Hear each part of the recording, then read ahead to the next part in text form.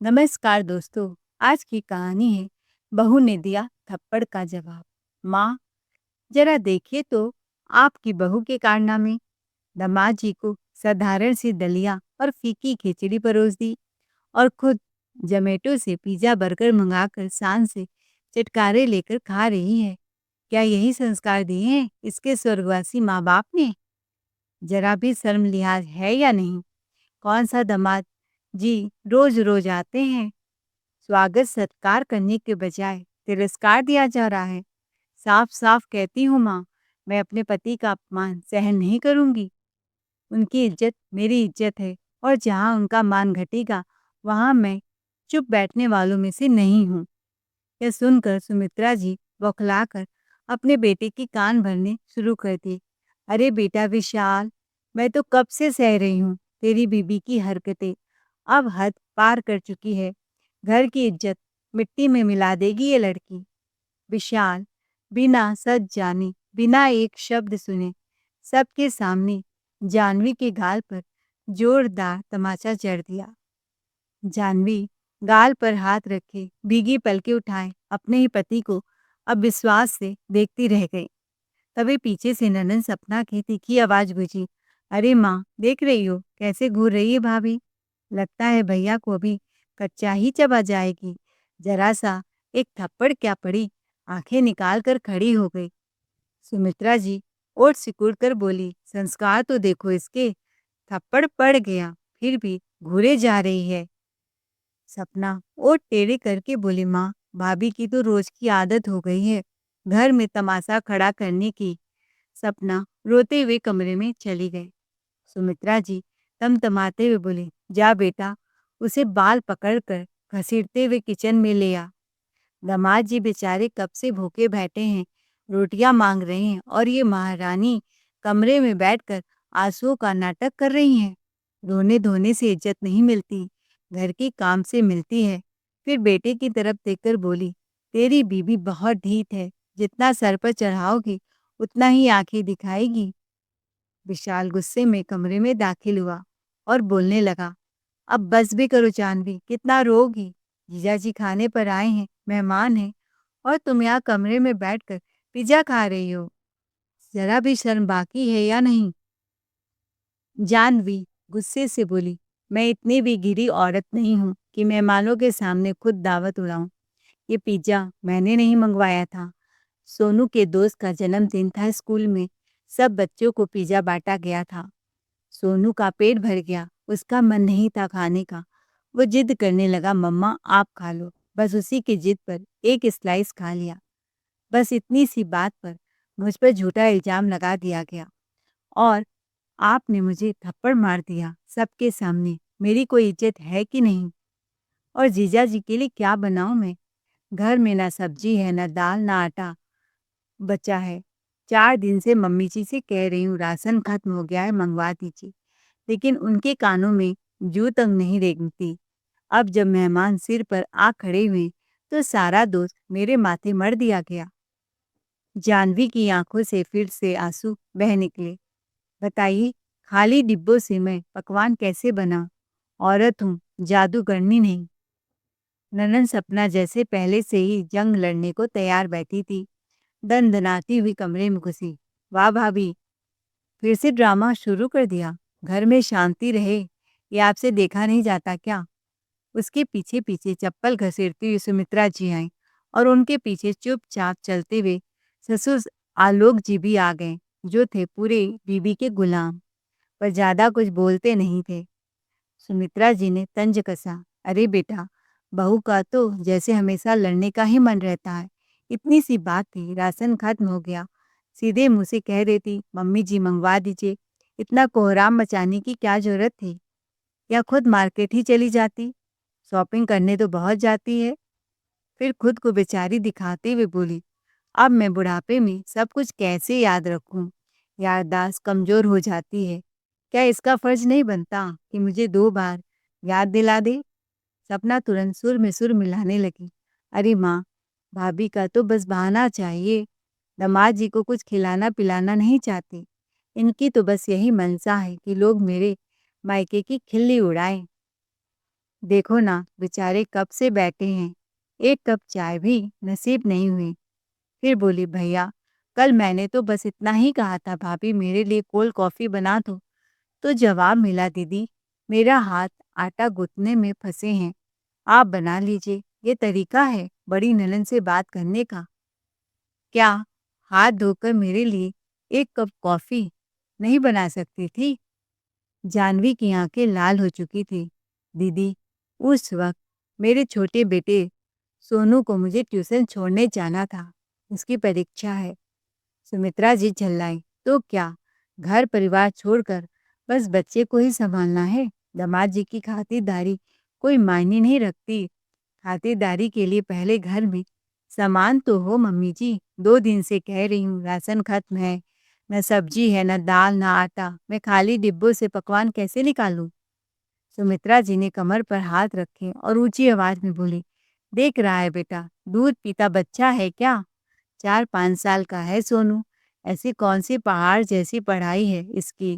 क्या कल ही वकील या डॉक्टर बन जाएगा? कौन सा एमबीए कर रहा है जो ट्यूशन जरूरी हो गया? एबीसीडी पढ़ाने में कितना समय लगता है, ये खुद नहीं पढ़ा सकती क्या? उन्होंने ताना मारते हुए आगे कहा, बस फालतू के खर्चे बढ़ाने का शौक है तेरी बीवी को। तेरा बेटा एक दिन ट्यूशन न जाता तो कौन सा आसमान टूट पड़ता। घर में बैठकर नहीं पढ़ा सकती थी? ननंद को जवाब देना इसे बहुत जरूरी लगता है। मेरी बेटी को देखकर भी कुछ सीख लिया करो। वह अपने दोनों बच्चों की पढ़ाई खुद संभालती है, किसी ट्यूशन का सहारा नहीं लेती। दीदी तो मायके में पड़ी रहती हैं मम्मी जी, क्या काम ही करती हैं, हर समय खाली बैठी रहती हैं। खबरदार बहू, जो मेरी बेटी के खिलाफ एक शब्द भी बोला, मायके आई है, थोड़ा 4 रोटी चैन से खा लेने दे। कौन सी बेटियां मायके आकर काम करती हैं भला? ससुराल में बेचारी दिन रात खटती है। जानवी बोली, मम्मी जी, बच्चा चाहे 4 साल का हो या 14 साल का, उसकी पढ़ाई मजाक नहीं होती। आज अगर मैं उसकी नींव मजबूत नहीं करूंगी तो कल आप ही कहेंगी माँ ने सही परवरिश नहीं दी। और रही बात ट्यूशन की, तो मैंने फिजूल खर्च नहीं बढ़ाया। मैंने अपने बेटे का भविष्य संवारा है। और जहाँ तक मायके की बात है, बेटियां मायके में काम नहीं करती, ये सही है, लेकिन बेटियां मायके में आकर उड़ती भी नहीं हैं। जो बेटी कभी-कभार आती है, उसके लिए यह बात 16 आने सच है। लेकिन दीदी तो एक दिन ससुराल जाती हैं और जीजाजी हर दूसरे-तीसरे दिन यहाँ खाने पर आते हैं। मम्मी जी, मैं अपने बच्चों को पढ़ा सकती हूँ, इतना दम है मुझ में। इतनी पढ़ी-लिखी हूँ कि एबीसीडी ही नहीं, पूरी किताब समझा दूँ। लेकिन सवाल पढ़ाई का नहीं है, सवाल है वक़्त का।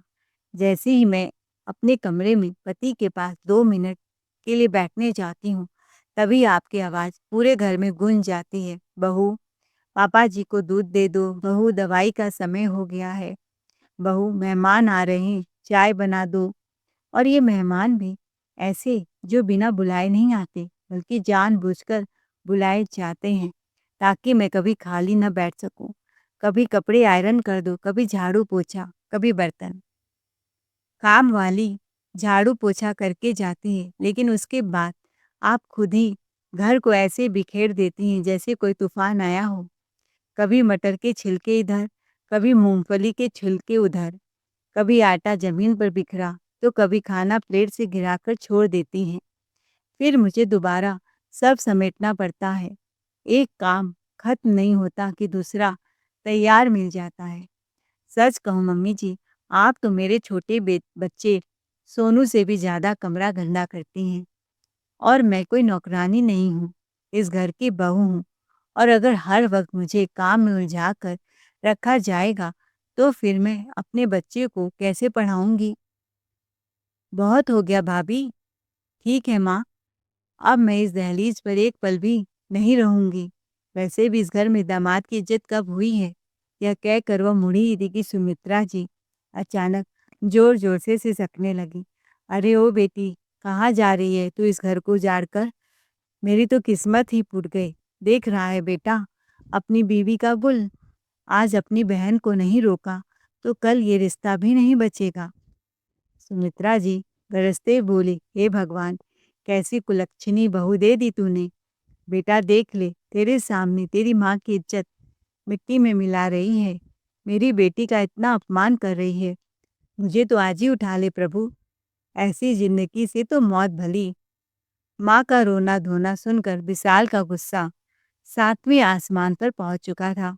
उसने जाह्नवी के गाल पर जोर से थप्पड़ मार दिया और दूसरे गाल पर पड़ने ही वाला था कि अचानक, भैया बस। दरवाजे पर खड़ा था मोहित, उसका छोटा भाई। उसने आगे बढ़कर विशाल का हाथ पकड़ लिया। ये सब क्या हो रहा है भैया? भाभी की कोई गलती ही नहीं है और आप माँ की बातों में आकर इन्हें हाथ उठा रहे हैं। विशाल ने झटक कर कहा, तू बीच में मत पड़ मोहित, बहुत हिमायत कर रहा है अपनी भाभी की, कहीं तेरे मन में कुछ गड़बड़ तो नहीं? ये सुनते ही मोहित की आंखों में गुस्सा भर गया। शर्म कीजिए भैया, रिश्तों को गंदा मत कीजिए। माना कि भाभी के मम्मी पापा नहीं हैं, उनके भाई भाभी ने रिश्ता तोड़ लिया, लेकिन इसका मतलब ये नहीं कि वो अनाथ है। इसका मतलब ये भी नहीं कि आप लोग इन्हें बेबस समझकर मारे पीटे। पूरा कमरा सन्न हो गया। मोहित आगे बोला, आप लोग इसी बात का फायदा उठा रहे हैं ना कि मायका नहीं है, कहीं नहीं जा सकती, तो जितना मन करे अपमान करो, हाथ उठाओ। उसने जाह्नवी की ओर देखा। ये इस घर की बहू नहीं, इस घर की लक्ष्मी है और लक्ष्मी पर हाथ उठाने से घर बसते नहीं, उजड़ते हैं। विशाल चीखा, बस, मैं तेरी बहस नहीं सुनना चाहता। माँ के आंसू देखे ही तूने? सुमित्रा जी ने तुरंत आंचल से आंखें पोंछी। भैया, आंसू हमेशा सच्चाई का प्रमाण नहीं होता। ये सुनते ही सुमित्रा जी तिलमिला उठी। देख बेटा, अब छोटा भी मुझे झूठी बता रहा है। मेरी कोख से पैदा होकर मेरी इज्जत उतार रहा है। न जाने क्या जादू चलाया है इस करमजली ने। उधर सपना अपने ससुराल नहीं गई। सुमित्रा जी ने अपनी बेटी को रोक लिया। सपना ने अपने पति को अकेले भेज दिया। घर का माहौल और भी भारी हो गया था। मोहित बिना बताए रात को घर से बाहर चला गया। सुबह हुई, लेकिन जाह्नवी कमरे से बाहर नहीं निकली। पूरी रात वह सिसकती रही। तकिया आंसुओं से भीग चुका था। बाहर ड्राइंग रूम में हाय तौबा मची हुई थी। सुमित्रा जी चिल्लाई, अरे बेटा, चाय तक नहीं मिली सुबह से? घर की बहू कमरे में पड़ी है जैसे रानी विक्टोरिया हो। सपना भी सुर में सुर मिलाने लगी, माँ सही कह रही हैं भैया, ये कोई तरीका है क्या? तभी आलोक ने अखबार पढ़ते हुए कहा, न जाने किस अशुभ घड़ी में इस मनुष्य को घर की बहू बनाकर लाए थे। तभी से कारोबार भी मंदा चल रहा है। उसी वक्त मोहित घर लौट आया। भाभी के खिलाफ सुनकर उसका खून खौल उठा। वह सीधा पापा के सामने आकर बोला, पापा, आप भाभी को हर वक्त मनहूस क्यों कहते हैं? वो इस घर की लक्ष्मी है। लक्ष्मी को अपमानित करोगे तो बरकत कैसे होगी? सुमित्रा जी गुस्सा आ गई। तो फिर से शुरू हो गया बहू की वकालत करने? इतनी चिंता है तो तू ही संभाल ले उसे। मोहित ने बिना डरे जवाब दिया। चाय नहीं मिली तो आसमान टूट पड़ा क्या माँ? भैया ने भाभी को कितनी बेरहमी से मारा। एक बार भी सोचा आपने कि वो किस हाल में होंगी? जिस औरत को आपने रात भर रुलाया, उसी से सुबह सेवा की उम्मीद रखते हैं। कितने स्वार्थी हैं आप लोग। जाह्नवी कमरे में लेटी सब सुन रही थी। और पापा, बिजनेस क्यों नहीं चल रहा है जानते हैं? घर में हर वक्त कलह, हर दिन अपमान, हर समय ताने। जहाँ औरतें रोती हैं वहाँ लक्ष्मी टिकती नहीं। सपना चिढ़कर बोली, बस करो मोहित, हर बात में भाभी भाभी मत क्या करो। बाहर सुमित्रा जी फिर से शुरू हो गए, अरे खर्चा तो उसी ने बढ़ाया है। जब से उसके कदम पड़े हैं तभी से खर्च बढ़े हैं। हर वक्त वॉशिंग मशीन चलाती रहती है, मसाले भी हाथ से नहीं मिक्सी में पीसती है। बिजली का बिल हर महीने ज़्यादा आ रहा है। बच्चों को ट्यूशन, स्कूल, बस। अरे 4 साल का बच्चा है, कोई विदेश की पढ़ाई थोड़ी कर रहा है। ABCD खुद पढ़ा दे, स्कूल भी खुद छोड़ाए। मोहित ने कहा, माँ, हर बार घर की बजट की कैंची सिर्फ भाभी पर ही क्यों चलती है? जाह्नवी बाहर आई। मोहित, तुमने मुझे बुलाया? कहिए, किस बात पर पंचायत बैठी है? मोहित ने नरमी से पूछा। घर का खर्च बढ़ रहा है, कमाई सीमित है। आपकी क्या राय है भाभी? कहाँ पर कटौती किया जाए? जानवी ने एक एक शब्द ठोक कर कहा, राय तो सुनिए। मिक्सी में जो मसाले पीसते हैं वो मेरे लिए नहीं, घर वालों की फरमाइशों के लिए पीसते हैं। कभी मैंगो शेक चाहिए, कभी कोल्ड कॉफ़ी चाहिए, कभी खास सब्जी का मसाला, और पापा जी को हर वक्त गर्म पानी चाहिए, इसीलिए गीजर दिन भर चलता है। टीवी घंटों ऑन रहता है, हालांकि सबकी नज़र मोबाइल पर ही टिकी रहती है। अगर सच में बचत करनी है तो टीवी और अखबार में से एक बंद किया जा सकता है। कमरे में खामोशी गहरी हो गई। जानवी ने आगे कहा, वॉशिंग मशीन में मेरे कपड़े नहीं धुलते दीदी, मम्मी और पापा जी के कपड़े धुलते हैं, उनके मोटे मोटे चादर पर्दे वगैरह। काम वाली को हटाने का निर्णय भी माँ जी का था, लेकिन अगर सच में बचत चाहिए तो हर व्यक्ति अपने बर्तन स्वयं धो लेने चाहिए। एक एक गिलास और कटोरी थाली संभाल लेंगे तो मेरा आधा बोझ कम हो जाएगा। सपना तिलमिलावटी, मतलब अब हम नौकर बने? जानवी शांत रही, नौकर नहीं, जिम्मेदार सदस्य। और दीदी, आप अक्सर मायके में ही पड़ी रहती हैं।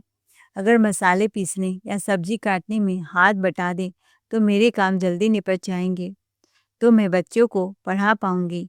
सुमित्रा जी को जैसे करंट लगा। जानवी ने बिना रुके आगे कहा, एसी हॉल में चलता है, आप दोनों ठंडी हवा में बैठी रहती हैं और हर 2 घंटे में आप सबको चाय चाहिए। दूध खर्च भी आप सब ज़्यादा करती हैं। मेरा बेटा तो कभी कभी दूध भी नहीं पी पाता, आप लोगों के चाय के चलते। और मैं रसोई में पसीने से तर रहती हूँ। सबकी पसंद अलग अलग है, किसी को कम मिर्च, किसी को बिना प्याज, किसी को डाइट फूड्स, इसीलिए राशन भी जल्दी खत्म होता है। अब उसने विशाल की ओर देखा, और रही बात सोनू की, मैं उसे खुद स्कूल छोड़ दूँ तो घर के बाकी काम कौन संभालेगा? अगर पापा जी या मम्मी जी मॉर्निंग वॉक पर जाते समय छोड़ आए तो उनका एक्सरसाइज भी हो जाएगा और बच्चे की स्कूल बस का पैसा भी बचेगा। और मम्मी जी, एक बात पूछूं, दीदी को हर महीने नई नई महंगी साड़ियाँ दिलाने का आखिर कौन सा त्योहार चलता रहता है इस घर में? न तो दिवाली है न रक्षाबंधन। अगर किसी खास मौके पर दिलाती तो बात समझ में आती, लेकिन यहाँ तो बिना वजह ही उनके घर काजू बादाम और मखाने के लड्डुओं की बरसात होती रहती है। मायके का प्यार दिखाने में कोई बुराई नहीं है, लेकिन जब अपने ही घर का चूल्हा मुश्किल से जल रहा हो तो दूसरों के घर मिठाइयों की गंगा बहाना समझदारी नहीं, सीधे सीधे फिजूल खर्ची कहलाती है। मम्मी जी, खर्चों की सूची बनानी है तो यह भी जोड़ लीजिए, पिछले महीने आपने दामाद जी को पूरे 50,000 रुपए बिजनेस में उनके नुकसान का हवाला देकर दिए थे। उस वक्त तो किसी को घर के बजट की चिंता नहीं हुई थी। जानवी के तीखे शब्द जैसे ही सुमित्रा जी के कानों में पड़े, उनका चेहरा गुस्से से लाल हो गया। वह ज्वालामुखी की तरफ फट पड़ी। देखा देखा सबने, कैसे जहर उगल रही है। अब मेरी ही बेटी के खिलाफ जहर बोएगी इस घर में।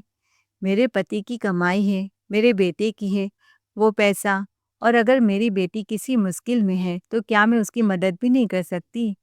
और रही बात बर्तन धोने की, क्या मैं इस घर की नौकरानी हूँ जो हर काम मेरे सिर पर मर दिया जाए? आखिर यह होती कौन है जो मुझे सिखाए कि मुझे अपना पैसा कहाँ, कब और कैसे खर्च करना चाहिए? यह घर मेरा है और मैं इस घर की मालकिन भी हूँ। असल में इसे तो यही चाहिए कि मैं अपने ही घर में नौकरानी बनकर रह जाऊं और यह आराम से हुक्म चलाती रहे। सपना भी तिल मिलाकर आगे बढ़ी। भैया, आप खड़े खड़े क्या देख रहे हैं? भाभी की जुबान तो दिन ब दिन खुलती जा रही है। लगाओ भाभी को 2 हाथ। आज माँ को भी कटघरे में खड़ा कर दिया। विशाल का गुस्सा फिर भड़क उठा, क्योंकि वह तो था पूरा माँ का भक्त। उसकी आंखों में जैसे होश ही नहीं था। वह तेजी से जानवी की तरफ बढ़ा और उसका हाथ कसकर पकड़ लिया। बहुत जुबान चलाने लगी है, अब मैं तेरी असली औकात दिखाता हूँ। घर की औरत होकर घर वालों को ही कटघरे में खड़ा कर रही हो। और उसने फिर से जानवी पर हाथ उठाने की कोशिश की, लेकिन इस बार मोहित बिजली की तरह आगे आया और बीच में खड़ा हो गया। उसने विशाल का हाथ हवा में ही रोक लिया और गरजते हुए बोला, बस भैया, बहुत हो गया।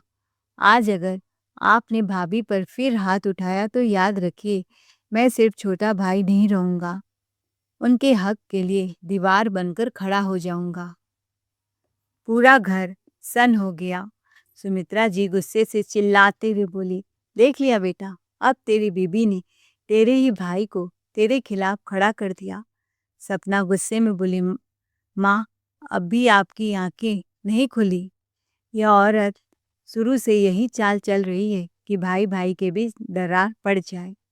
देख नहीं रही आप, हर बात में मोहित को आगे कर देती है और खुद भोली बनकर तमाशा देखती है, जैसे वही इसका सबसे बड़ा हमदर्द हो। मुझे तो इसकी नीयत शुरू से ही साफ नहीं लगती। भैया, आप आखिर कब तक खामोश तमाशा देखते रहेंगे? ऐसी चरित्रहीन औरत को जितनी जल्दी घर से बाहर कर दिया जाए उतना ही अच्छा है। इसके लक्षण मुझे कुछ ठीक नहीं लग रहे हैं। अभी के अभी इसे घर से निकाल दीजिए, तभी इसकी अकड़ ढीली होगी। जब सिर से छत हटेगी और ठिकाना नहीं रहेगा, तब समझ आएगा कि घर बसाना कितना मुश्किल होता है। फिर चाहे सड़क पर भटके या दर दर की ठोकरें खाए, हमें उससे क्या मतलब। बस भाभी, अब बहुत हो गया। अगर आप इस घर में एक पल भी और रही ना, तो यह सब मिलकर आपकी जिंदगी नरक बना देंगे। मेरी मानिए, चुपचाप अपना सामान उठाइए और इस घर से निकल जाइए। मोहित गुस्से से बोल पड़ा। सुमित्रा जी और सपना बहुत खुशी से चहक उठे। जानवी अपना सामान पैक करने कमरे में चली गई। थोड़ी देर बाद सामान लेकर बाहर आई। जानवी बोली, बस सपना, बहुत हो गया, तुम लोग मुझे डराने की कोशिश मत करो। जानवी की आंखों में आंसू नहीं थे। ठीक है, मैं चली जाती हूँ इस घर से, लेकिन जाने से पहले एक बात याद रखो, आप लोगों ने जो जो जुल्म किया है उसका हिसाब कानून जरूर करेगा। शायद अभी तक आपको अंदाजा नहीं है, लेकिन आज आपको सबको जेल की हवा भी खानी पड़ सकती है। इतना कहते ही बाहर से अचानक सायरन की आवाज सुनाई दी। दरवाजे के बाहर पुलिस की गाड़ी आकर रुकी। सुमित्रा जी घबराकर बोली, ये पुलिस यहाँ कैसे? जानवी ने कहा, चिंता मत कीजिए मम्मी जी, मैंने नहीं बुलाया। दरअसल किसी और को इस घर में हो रहे अत्याचार पर तरस आ गया। सबकी नजरें मुड़कर मोहित पर टिक गई। मोहित बोला, हाँ, पुलिस को मैंने ही फोन किया है माँ, क्योंकि किसी औरत पर हाथ उठाना और बार बार उठाना, रोज उठाना और उसे अपमानित करना अपराध है, और मैं अपनी भाभी के साथ ये अन्याय होते हुए चुप नहीं देख सकता था। तभी दरवाजे में पुलिस अंदर आई। उनके हाथों में फाइलें थी। उनमें से एक ने सख्त आवाज में कहा, हमें इस घर में घरेलू हिंसा की शिकायत मिली है। अब जो भी कहना है आप लोग थाने में चलकर कहिएगा। यह सुनते ही पूरे घर में सन्नाटा छा गया। सुमित्रा जी, सपना और विशाल के चेहरों का रंग उड़ चुका था। पुलिसकर्मियों ने जानवी की हालत समझी और उसकी मदद के लिए आगे आए। जानवी को महिला संगठन में भेज दिया गया। उन्होंने उसके लिए एक अच्छी नौकरी ढूंढ ली ताकि वह अपने पैरों पर खड़ी हो सके। कुछ ही दिनों में जानवी ने एक छोटा सा किराए का घर ले लिया और अपने बच्चों के साथ शांतिपूर्ण जीवन शुरू कर दिया। अब उसकी जिंदगी में रोज के ताने, अपमान और मारपीट नहीं थे, सिर्फ सुकून और आत्मसम्मान था। उधर पुलिस ने सुमित्रा जी, विशाल, आलोक जी और सपना को घरेलू हिंसा और प्रताड़ना के आरोप में गिरफ्तार कर लिया। अदालत में केस चला और आखिरकार उन्हें 2 साल की सजा सुनाई गई। मोहित को भी इस पूरे घटनाक्रम से गहरा आघात पहुंचा था। उसे अपने ही घर का माहौल अब घुटन भरा लगने लगा था। उसने न जाने कितनी बार अपने माँ बाप के सामने हाथ जोड़कर विनती की थी, बार बार समझाया था कि भाभी भी कोई पत्थर नहीं, इंसान है वो, उनके भी दिल में दर्द होता है। उन्हें यूं हर बात पर अपमानित और प्रताड़ित मत कीजिए। लेकिन उस वक्त किसी ने उसकी बात को गंभीरता से नहीं लिया। सब ने उसकी बात को अनसुना कर दिया। उन्हें क्या पता था कि एक दिन हालात इतने बिगड़ जाएंगे कि उसी घर का बेटा ऐसा कदम उठा लेगा जिसके बाद पूरे परिवार की जिंदगी ही बदल जाएगी। 1 साल बाद मोहित ने शादी की, जिसमें उसकी भाभी जानवी भी शामिल हुई थी। शादी के बाद उसने एक बड़ा फैसला लिया। वो अपनी पत्नी, भाभी और भतीजे के साथ लेकर उस शहर से दूर एक नए शहर में बस गया, जहाँ पुराने जख्मों की यादें उनका पीछा न कर सके। जानवी ने भी हिम्मत नहीं हारी। उसने नौकरी शुरू की और अपने बच्चों की परवरिश पूरे आत्मसम्मान और मेहनत से करने लगी। धीरे धीरे दोनों देवरानी और जेठानी एक दूसरे का सहारा बन गई। वे साथ रहती, साथ हंसती और मिलकर अपने परिवार को संभालती। उधर जिन लोगों ने कभी उसे अपमान और अत्याचार के सिवा कुछ नहीं दिया था, वे जेल की सलाखों के पीछे अपनी गलतियों की सजा भुगत रहे थे। अब उनके पास बस एक ही चीज बची थी, अपने किए पर पछतावे की जलती हुई आग, जो हर दिन उन्हें अंदर ही अंदर झुलसा रही थी। दोस्तों, आपको हमारी आज की कहानी कैसी लगी? कमेंट करके ज़रूर बताएं। कहानी अच्छी लगी हो तो चैनल को लाइक, शेयर, सब्सक्राइब ज़रूर करें। Thanks for watching ARK voice.